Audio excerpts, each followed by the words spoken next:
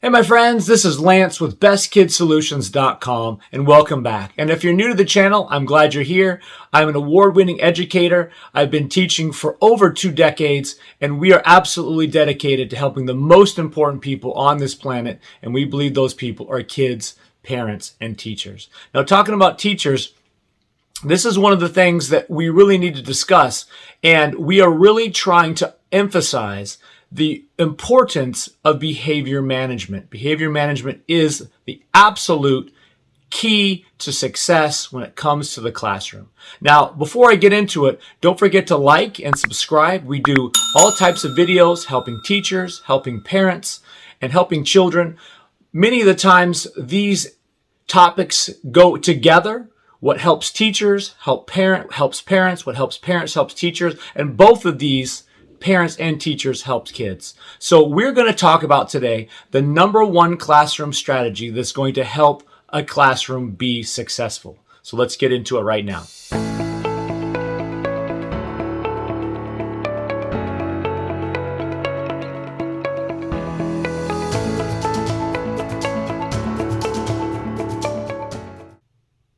Hey my friends, so here we go. This is the number one classroom management strategy for a successful classroom. Now I think we can agree that behavior management is one of the top 3, if not the top, most important things that you can do to help your class be successful.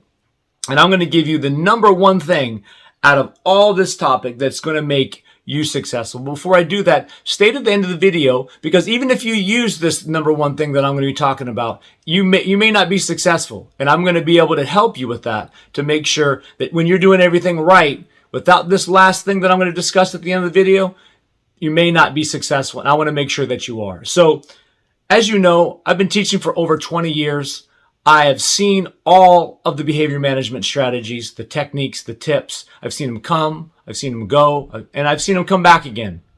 And I've used them all, and I've been very successful. And it's not because of the particular behavior strategy that I used. It's because I used the number one thing that you must remember when doing any behavior management system or technique, and that is to be consistent. You must be consistent with any type of behavior management technique or tools or system that you use. If you are not consistent, then it will be for nothing. If you are not showing the kids that when you set up expectations, when you set up rules, that they are going to be continued, they're going to be followed, and you're going to be consistent, then none of these behavior management techniques or systems or tips are going to work. You could do everything. You could find the latest thing, the most scientific, the most popular. You could even try to find something that works just for your class, an individual style. And I tell you what, it's not going to work unless you are consistent. Now, what do I mean by consistency? What I mean is we have the normal definition of consistency, and that is definitely what I'm talking about. But let me give you some examples. Guys, if you're going to say that if the child does A, B, and C, you're going to call their parent, you better call the parent. If you are going to set up a system where they are going to be rewarded, positive reinforcement, and I think that is absolutely crucial. That is probably in the top 3, if definitely not farther up the list. If you're going to make up some sort of reward or positive reinforcement system, it has to happen. It really, really does happen. It has to happen. If you're going to give them the treasure box, give them the treasure box. If you're going to give them some sort of benefit or reward or class recognition, it's got to happen. One of the best ways to do this is to set up your expectations and what you're going to be consistent about in the beginning. If that is all set up in the beginning, then most of this is going to be like a cakewalk. Now, of course, you have to follow through. It doesn't make any difference if you're setting up A, B, C, D, E, and F, and then you don't, when A happens or B happens, you don't continue with C. You really have to make sure that the class understands their expectations, and then you're going to follow through. Once again, you could have the most expensive, the most elaborate, the most scientific behavior management system set up in your class, But if you do not follow through with what you say, then it's not going to work. Now, when you set up your classroom expectations, everybody knows what they're doing, when it's going to happen, what happens if they do A or B or C. You got that situated, that's perfect. And guess what? When you do that, the kids feel safe. The kids know what's going to happen. They know that you are not going to allow that, or you will allow that. They don't have any type of hesitation, and they know what is expected. When you give a child a sense of safety because of your consistency, they appreciate that because they believe it's fair. When they feel it's fair and they feel safe and they understand that when you are able to give them that feel of comfort because they don't have the unexpected, it really does make a big difference. Now, if you don't, I can guarantee you they will test you. And any veteran teacher or anybody who set themselves in the classroom will know that if they think that they're going to get away with something, even if it's just 1% of the time, they're going to try it the other 99% of the time. Just because they know that one time you let it slip, you got to be consistent 10 more times for them to realize that you're not playing. And that really is true, and that's a big deal. Guys, learning will suffer as well if you're not consistent.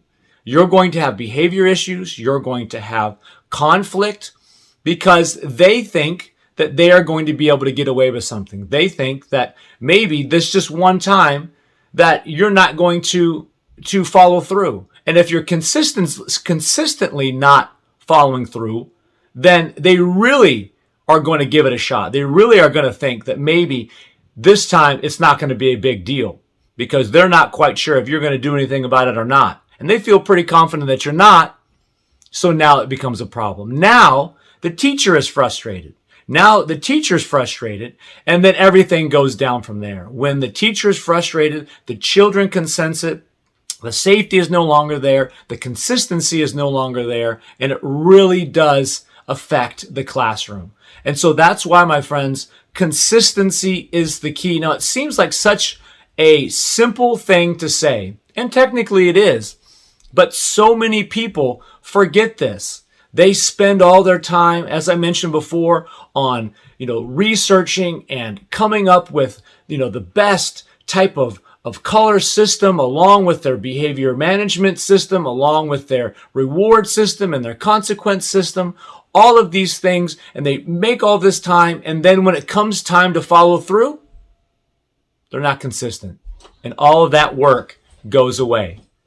And it really is something that you are going to need to make sure that you work on if you are going to be successful in the classroom.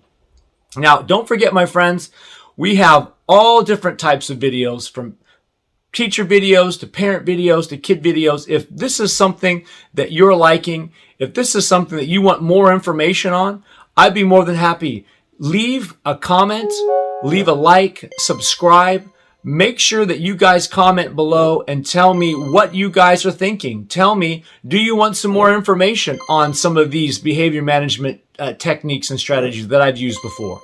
How am I consistent when I'm in the classroom?